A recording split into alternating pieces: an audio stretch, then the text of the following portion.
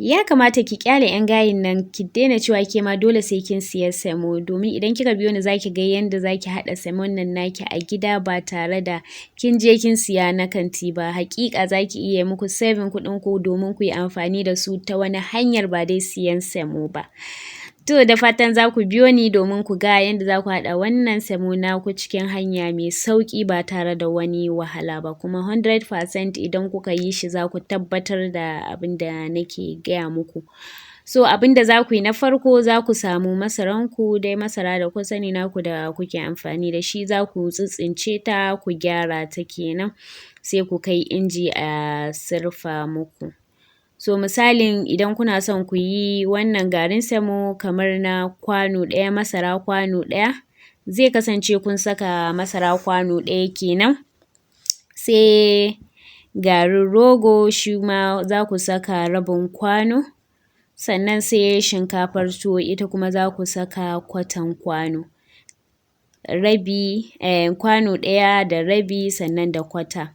Sannan idan ba kwa son shinkafar tuwo idan ba ita za ku sa ba za ku yi amfani da alkama ita ɗin sai ku sa a maimakon ita shinkafar tuwon. To bayan kun samu masaranku kun tsitstsince ta kun kai an sirfa muku ita za a fara sirfa ta daban kenan sannan sai ku samu rogonku rogo na ɗan wake kenan shi ma ku tabbatar kun tsince duk wani datti da yake ciki ku tabbata duk kun tsitstsince shi. To shi ma akwai kala-kala akwai za ku ga wanda ya yi fari sosai za ku ga wanda yake da duhu to dai ku samu mai kyau wanda za ku haɗa da shi a ciki. So bayan kun tsitstsince rogonku kun gyara shi shi ma to bayan an sirfa muku masaranku sannan sai ku zo ku haɗa da rogo ɗin da masara ɗin kenan bayan an sirfa ta sai shinkafar tuwo. Ita ma shinkafar tuwo ɗin ku tabbata kun tsince ta kun cire mata duk wani dattin da yake jikinta, ku tabbata duk kun tsitstsince shi kun cire duk tsakuwoyin da yake ciki.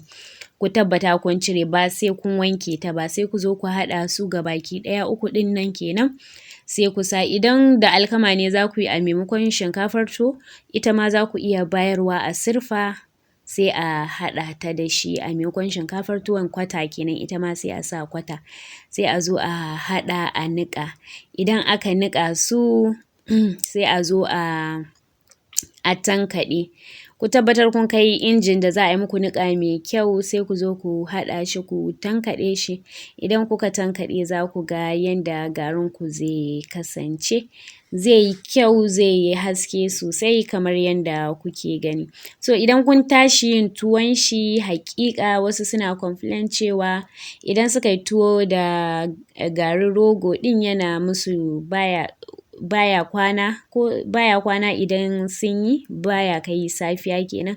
To haƙiƙa laifin daga gare mu ne mu yawanci mu Hausawa yawancin mu tuwon mu ba ma yin shi mai tauri za ku ga mun yi shi mai ruwa-ruwa hakan nan. To idan dai irin mai ruwan nan kike yi to kada ma ki gwada wannan hanya domin za ki ga in ya kwana miki za ki ce ba ya lalace ko kuma abin bai miki ba. Haƙiƙa ki kasance kina tuwon ki mai tauri idan kika yi shi mai tauri to haƙiƙa wannan gari ɗin in kika haɗa shi da kanki za ki tabbatar da cewa kina wasting ɗin kuɗin ki ne wurin siyan semo domin garin yana tashi kamar kin tuƙa semo ne. So idan kina tuwo mai ruwa kada ki gwada amma in kina so ki tabbatar ya yi miki kyau ki yi tuwon ki mai tauri kenan. Tauri ba wai diƙirƙir ba in kika yi za ki gani cewa idon ki ma ga yanda ya kamata ki bar shi. So idan kika bi wannan hanyar haƙiƙa za ki tabbatar da abin da nake faɗi. So bayan kun tankaɗe garinku kun ciccire duka dusan da yake jikin can kenan kun gyara shi ga shi yanda kuke gani sai ku samu mazubi mai kyau ku zuba wanda zai ajiju haƙiƙa in kun ajiye shi ba zai lalace da wuri ba. So na gode.